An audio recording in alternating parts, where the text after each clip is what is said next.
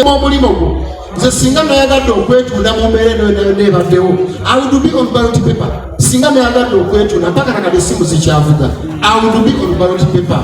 Singa nayagadde okutunda omwoyo gwange ng'abalala bwe bakikola ng'abalala bakikola ki naye buli kimuzi entambula ne bakama bange naki nze sente ze nagaana wano ezasooka zaali zatubonga naawe nga siradde ennusu emitwalo 10 nga bamba miliyoni 4 nagamba sijja kuteeka birowoozo byange bigamba tubonga naawe ng'olende nze ennyimba Uganda esaana kuviira ekibuzizza emirimu kati gyateredde gyalabise bonga ntya naawe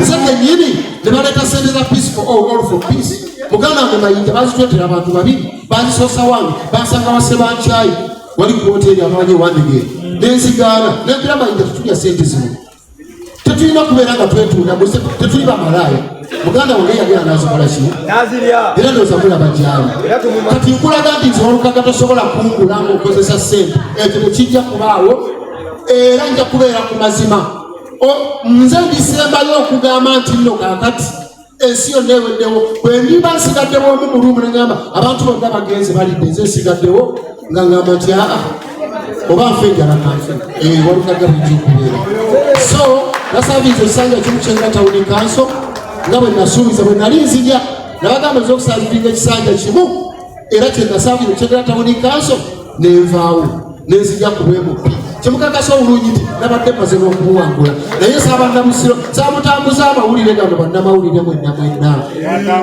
nti kkiriza oba gaana omuseze yajja ku kitundu tetusobola kumukkiriza kuyinaayina ali abafuna abalamu tulese magoola sitrika kuterera amagoolo mpaka 231 era mwami magoola yakakasa nti nkwazise mu kisanja kyange omusigire ogenosa nkyali kuyinjale ofuna bulungi asereberekyeza abadde asamba bulungi nga Odegaard ali kuyinjale eyakomyewo byakyusa Odegaard ombere kyabeera katebe sebo 231 bwatuuka bwati Odegaard akomawo ate kakasa bulungi tojja kuba sirina na diguri ye munja kuba nina masters kubanga kamera kumala diguri ate nga ndigeyo masters so n'ebigambo basaba ne bajjabo mwebale nnyo mwebale ddala mwebale kompuleza nze olukadda bagabusiro mbaganye erambalazo obulambuzi naye ng'ennaku z'omwezi 15 keera ku makya mulonde Robert Kyagulanyi Ssentamu kolonde Kyalongo Magoola Emmanuel n'ababaka ba Parliament bonna aba National Unity Platform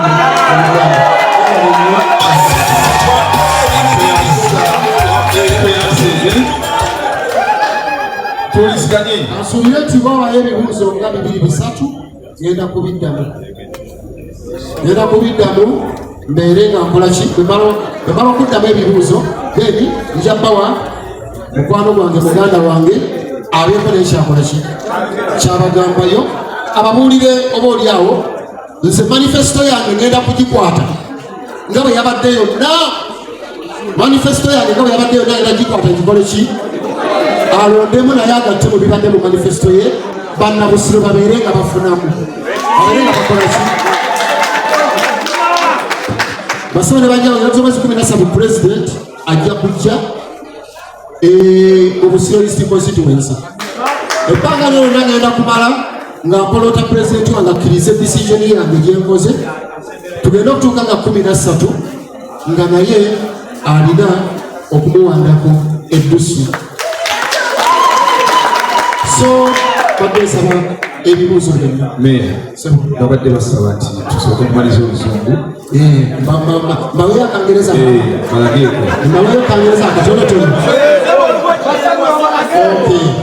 bigenda kubeera bufuuzi kubanga bwoluzungu bubeera bufunda Uganda lwerulandaga banaye mumpulirizeeko nno basaniro. Ladies and gentlemen, I'm happy to be with you today. My name is Matthias Mulumba Olukagaduke Kirabo, Mayor Kyengera Town Council. Today we've arranged a press conference which is intended to unveil or to show the public, the voters of Busoga constituency, the new member of parliament who is going to represent them. It is well known, and I'm very sure everybody knows, that Olkaga Matthias was nominated and was denominated. The same electoral commission which nominated me was the same electoral commission that denominated me. It was unfair, it was illegal, it was biased, so it was a political decision. I'm very sure, and I assure you, ladies and gentlemen, that even if I had mastered an PhD, my nomination had to be nullified. My nomination had to be cancelled. I'm a threat to the state. It was a resolution of, it was a meeting of generals which came up with a resolution that if Matthias Olkaga is allowed to enter the parliament of Uganda, if those two, we are not going to manage those two, Kyagulanyi Ssentamu and Matthias Olkaga. You know the way Kyagulanyi came in the parliament. He spent only 2 years and went to another position, that is the presidential position. If we allow Matthias Olkaga, he's going to do the same thing that Kyagulanyi Ssentamu did in parliament. I'm very sure that I was not denominated because I lack academic documents. No, I'm a student at St. Lawrence University doing the Bachelor of Public Administration and Management. And in May, I'm going to be graduating. And I think I will be inviting you to be part of that attainment, to be part of that celebration. So, I don't want to talk much. Honorable Magola Matovu, let me say that I'm one of the bosses of Arsenal Football Club. Our best player, Odegaard, is injured. The transfer window is not yet opened, but we want to win the trophy. What should we do? What we do is to look for any player, bring him on loan, and the player that has been brought on loan in the Busisi constituency to win the trophy is Emmanuel Magola Matovu. Is it enough? Should I come? Should I proceed? Is it enough? Is it enough? Thank you so much for listening to me. Lastly, I appeal to all voters of Busiro constituency to embrace Honorable Matovu Magola Sala. He's the player who is going to help us win the trophy of Busiro constituency. Thank you so much. I'm going to be introducing this arrangement to my bosses after here. Thank you so much. God bless you all.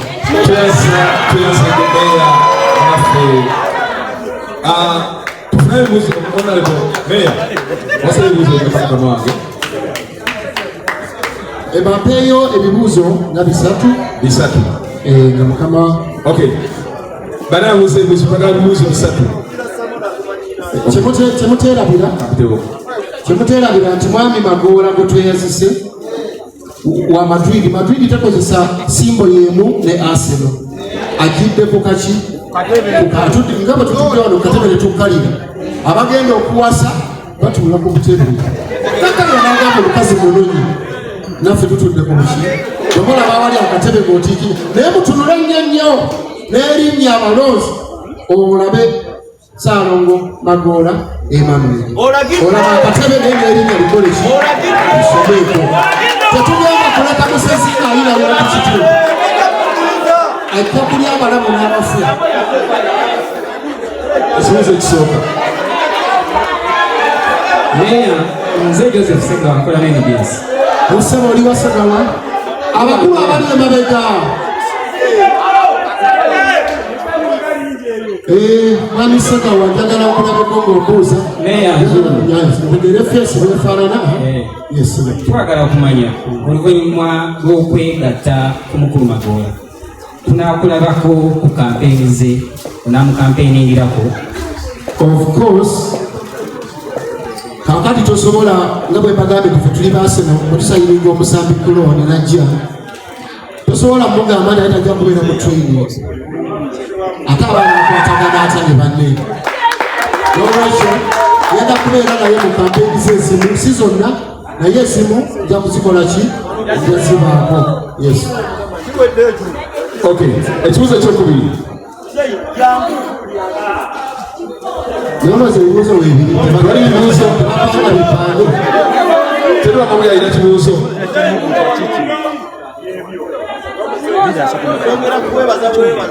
Okay.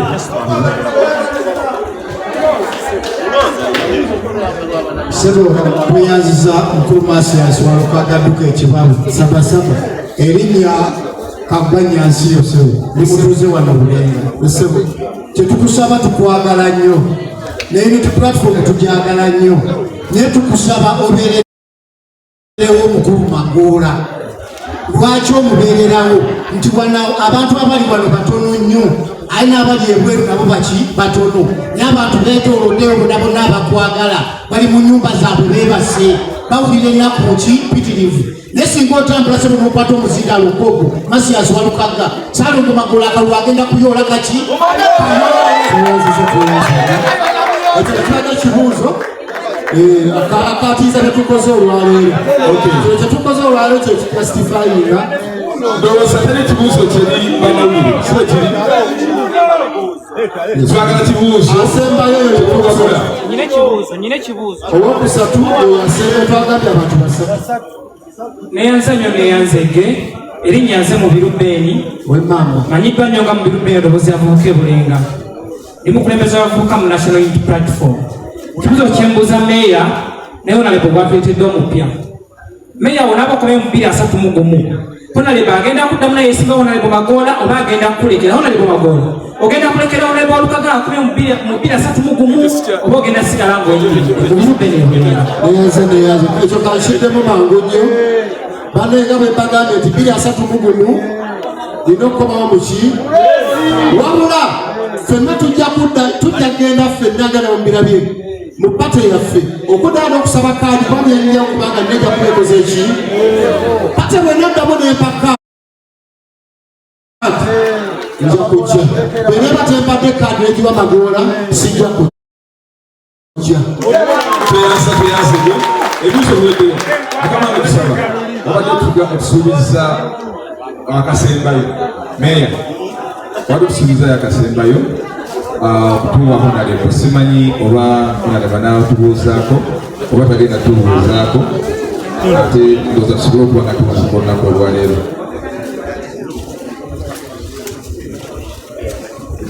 bayinza okuba n'oteebaza kakalira naawe bateki ebibuuzo byaweddeyo kati osanga omupiira gwawedde Asene maze okukuba omalugolo 3 ogamba bakwezirizeeko atabadde walinda ebyepule genda ku social media omukulu Saalongo Magoola kababuuzeeko obubuuza katono nnyo n'okuba obweyamu nti agenda kutambula naye talina kuva wano okumugayibinga obutava ku mulamwa gwembaddeko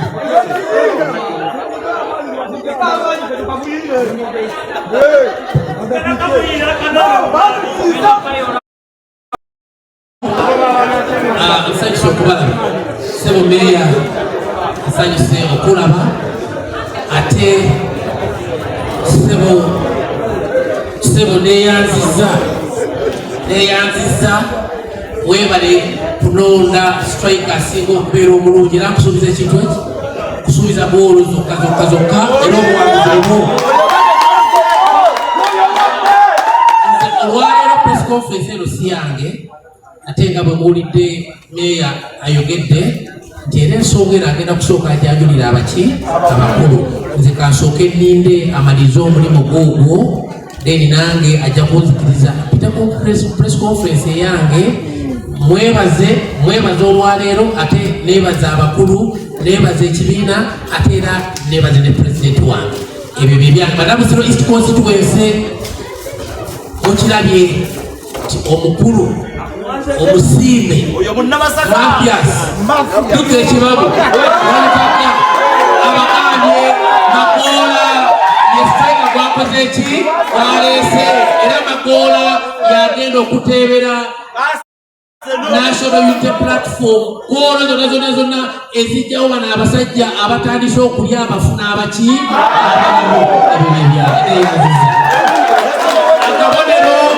akabonero Ntebe akabonero ka Magoola Ntebe neyanziza